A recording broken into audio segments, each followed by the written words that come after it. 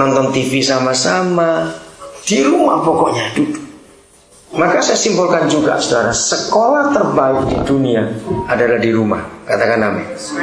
Dan papa mama adalah guru yang terbaik. Maka itu yang papa mama punya duit banyak, hobinya panggil guru les, bertobat juga kamu. Anak nggak malah pinter dileskan, karena gurunya akan punya pengaruh. Bukan anak, bukan orang tuanya, harus papa mamanya. Maka itu kenapa Amerika adalah negara pertama di dunia yang punya istilah homeschooling. Pernah dengar kata itu? Karena ayat ini. Karena ayat ini yang mereka pakai. Sekolah itu di rumah, bukan di luar. Setelah nanti gede baru keluar. Tapi waktu sampai 10 tahun pertama itu tanggung jawab papa mama di rumah. Yang kedua di mana? Alkitab saudara? Lihat yang kedua, Bob. Setelah di rumah, ya bahasa Inggris saya bilang apa? On the road. On the road. Waktu pergi. Semua anak di dunia, anak bule, anak Asia, anak orang miskin, anak orang kaya, hobinya sama, suka keluar rumah dan ingin jalan bersama papa mamanya. Betul nggak? Lihat anak-anak sudah berapa hari nggak keluar dan minta. Nah ternyata waktu jalan di perjalanan itu adalah pendidikan yang paling baik. Anak-anak di atas umur 2 tahun, ya 3 tahun khususnya, di atas, cerewetnya luar biasa. Betul? Begitu diajak jalan, ngelihat apa tanya, itu apa? Itu apa itu? Apa saya ditanya? Nah, maka itu papa mama sudah bentak. Kecil-kecil, jangan banyak mulut. Nah itu goblok papa mamanya itu. Itu goblok itu papa mamanya. Awas bentak anak-anak seperti itu. Justru anak-anak itu umur 3 tahun itu cerewetnya luar biasa. Lihat apa tanya, dengar apa tanya. Betul nggak saudara? Ternyata Tuhan yang menyuruh untuk mereka itu belajar. Sambil jalan itu belajar. Itu sekolah yang luar biasa. Siapa tahu sejarahnya, kenapa taman kanak-kanak di dunia ini harus pakai nama bahasa Jerman, kindergarten. Tidak ada bahasa Inggrisnya. Pernah tahu nggak sejarahnya, saudara?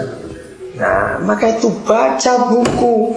Jangan Asterix, jangan Naruto. Kapan pinternya? Siapa suka baca Naruto? Bertobat itu.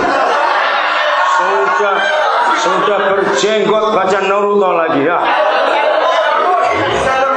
Awas kamu. Baca banyak buku supaya saudara tahu. Nah, kenapa harus kindergarten? Ayo, kenapa? Itu bahasa Jerman. Sebab penemunya anak seorang pendeta dari kota Dresden pada abad 19 awal. Jadi Strobel namanya. Dia itu menemukan dari Kejadian 3 dan Ulangan 6 ini. Kata on the road, di perjalanan. Dia pikir belajar kok di perjalanan. Kenapa? Nah, ternyata kata kinder itu bahasa Jerman, artinya children. Garten itu bahasa Jerman, dan garden bahasa Inggrisnya. Jadi Adam dan Hawa di Taman Eden itu sedang sekolah dengan papa mama di surga. Itu luar biasa. Maka itu kindergarten nggak boleh ada tutupan, harus open air. Karena di taman itu. Jadi Strobel pertama kali menemukan teori itu, ngajari anak-anak lihat alam ini, nature. Daun-daun kering jatuh diambilin, 1 ditambah 1 dimasukkan jadi 2. Ambil 2 daun ditambah 1 lagi jadi 3. Anak belajar mengenali alam, mengenali matematika, mengenali fisika, semua harus di alam. In the garden, kindergarten. Karena ayat ini. Maka itu proses pendidikan itu di Alkitab ini luar biasa. Dan harus papa mama. Lagi sekali, bukan orang lain. Maka itu kalau asal beranak saja, kucing kamu udah gitu aja, jangan tersinggung. Tapi gak mau ngajar anakmu, lalu serahkan orang lain. Salah, bukan babysitter, harus mama papa. Siapa yang punya anak tapi nggak mau ganti pampersnya, suruh pembantunya, bertobat kamu. Ya kalau saudara merasa kotor dengan itu, nggak usah punya anak. Itu perkara-perkara kecil tapi itu penting. Jadi besok kalian ingat ya, yang masih kecil-kecil di sini, kan kalau punya anak janji di perjalanan itu ngajak. Begitu anak-anak senang, ada waktu tertentu ke rumah, ajak mereka jalan. Itu mereka belajar. Yang ketiga di mana tempatnya? Ayo berbaring. Ya, apa bahasa Inggrisnya? Where you are going to bed. Where you are going to bed. Semua anak di dunia, bangsa apa saja, pasti sebelum mereka tidur, mereka pasti tarik mamanya atau papanya untuk cerita, betul nggak? Siapa yang mengajari anak-anak itu bisa punya kehausan cerita? Nggak ada yang ngajar loh saudara. Semua anak sebelum tidur, when you are going to bed. Ini ribuan tahun sudah ditulis. Maka itu Musa adalah orang pertama di dunia yang menuliskan kebenaran, nggak ada yang kedua lagi.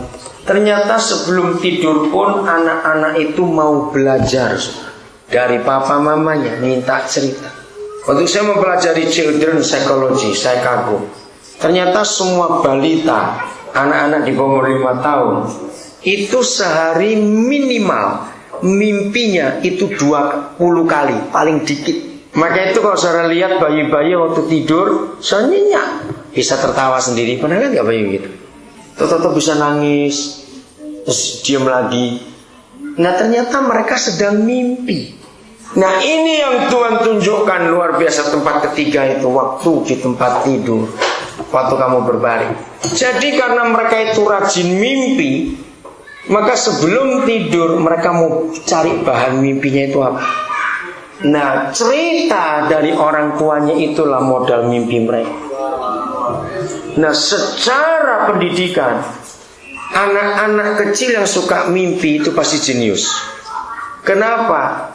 Imajinasi mereka dipertajam waktu mereka tidur. Apa yang mereka dengar dari cerita papa mamanya, tergantung papa mamanya cerita apa. Kalau cerita soal setan-setan terus, kita setan saja kerjaan. Jangan ceritakan soal setan-setan ini. Ya mungkin bapaknya yang setan, mungkin. Maaf. Maka imajinasi anak itu rusak. Tapi kalau anak-anak dengar cerita tentang tokoh-tokoh iman, tentang kebenaran. Nah, Roh Kudus, dengarkan ini. Roh Kudus itu nanti jadi sutradaranya. Bisa bayangkan nggak? Kalau Roh Kudus jadi sutradaranya, lalu anak itu mimpi. Nah, anak itu nanti akan dibawa menjadi pelaku dari cita-cita itu.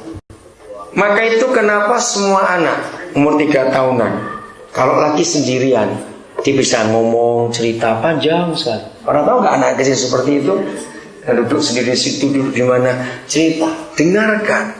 Itulah hasil mimpinya. Itu dia ulang lagi waktu dia bangun. Dan itu membuat imajinasi anak itu luar biasa. Maka itu papa mama yang rajin berkelahi, membuat anak jadi nggak sopan, kasar. Jadi anak nggak bisa belajar, jadi bodoh. Karena dia cuma tahu ketegangan di rumah tiap hari. Bisa bayangkan? Bangun pagi ribut, siang ribut, sore ribut. Anak-anak nggak mendengar hal-hal yang manis di rumah. Papa mama kalau berkata, wah sudah seperti orang tuli aja. Di rumah teriak-teriak, ngomongnya kasar. Anak-anak belajar. Maka itu kalau anak-anak di kindergarten, di playgroup, suka pukul temannya, suka teriak, suka gergetan begitu, itu pasti di rumahnya dia capek. Betul, di rumah pasti dia capek. Dan dia lampiaskan di luar. Di rumah nggak bisa ngomong. Maka itu ketika keluar, wah, dia sudah lepas semuanya itu. Kasihan anak itu. Bayangkan kalau dari kecil jadi keras seperti itu. Dari kecil jadi wah suka berontak karena dia capek. Gedenya mau jadi apa itu anak. Bayangkan kalau papa mamanya manis, harmonis, ada keramah-tamahan, kelembutan di rumah. Oh luar biasa.